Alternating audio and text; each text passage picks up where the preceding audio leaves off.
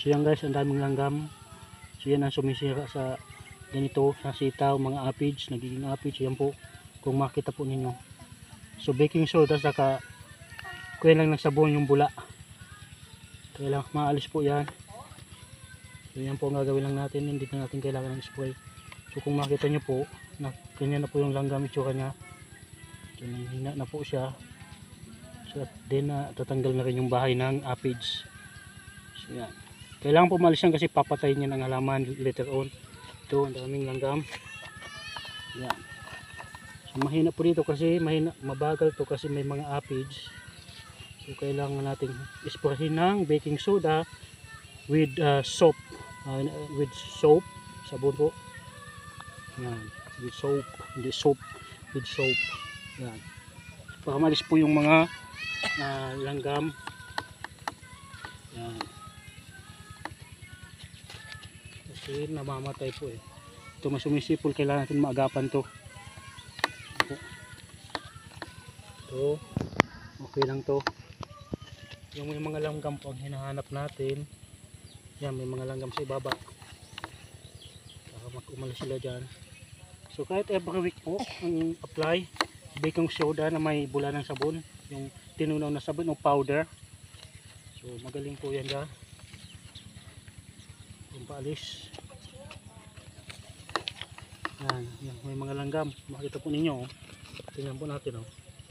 So yan ang po ang papatay. Yan, may mga langgam. Kailangan po natin siyang isprayin ng sabon with baking soda.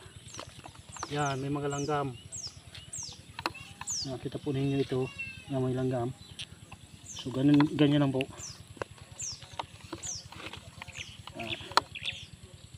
Mamatay po yan dito. Yan, ang dami po. Yan. Takasan natin yan. Palayasin po natin sa tanim. Yan, mamamatay din po yan. Hindi dyan mamamatay. Yan, ang tit na po nyo dahil sa insekto.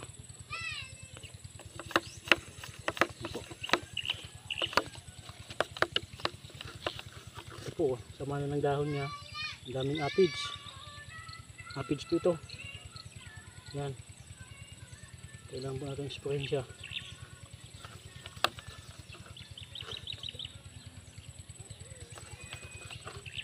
Kulang to, mga isang kaga pa. Yan po kung makita po nyo. Ito So pagkatas nito, pag ginayaan po natin yan, ma-stress po niya ng halaman. At dahan-dahan yan mamamatay. Yan, aphids. So ito po, aphids yan. Yan. So kailangan natin siyang isprayin.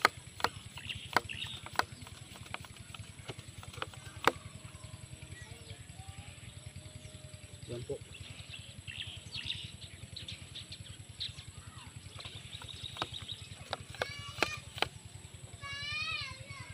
Yan.